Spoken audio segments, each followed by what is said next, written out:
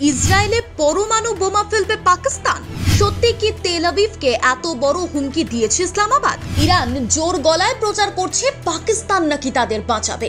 সারা বিশ্বের মুসলিমদের ঐক্যবদ্ধ হওয়ার আহ্বান করছে পাকিস্তান। পাকিস্তানকে কে বাঁচায়?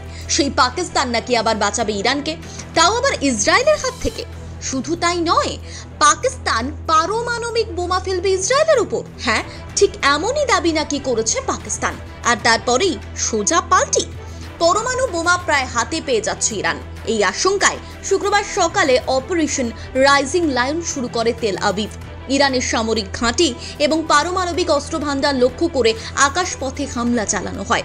তার জেরে মৃত্যু হয় ইরান সেনার chief of staff Mohammad Bagheri, revolutionary গার্ডসের কমান্ডার হোসেন সালামি এবং ইরানের এমার্জেন্সি কমান্ডের কমান্ডারের প্রাণ হারিয়েছেন ইরানের প্রাক্তন জাতীয় নিরাপত্তা উপদেষ্টা আলী শামখানিরও।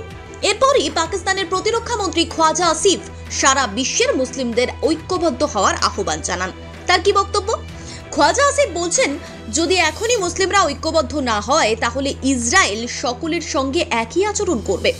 তুর্কিয়া টুডে এর এক প্রতিবেদন অনুসারে ইসলামিক রেভলিউশনারি গার্ড কর্পস IRGCর একজন সিনিয়র জেনারেল এবং ইরানের জাতীয় নিরাপত্তা পরিষদের সদস্য মোহসেন রেজাই এক সাক্ষাৎকারে বলেছেন, পাকিস্তান আমাদের আশ্বস্ত করেছে যে যদি ইসরায়েল পারমাণবিক ক্ষেপণাস্ত্র দিয়ে আক্রমণ করে তাহলে আমরাও পারমাণবিক অস্ত্র দিয়ে আক্রমণ করব।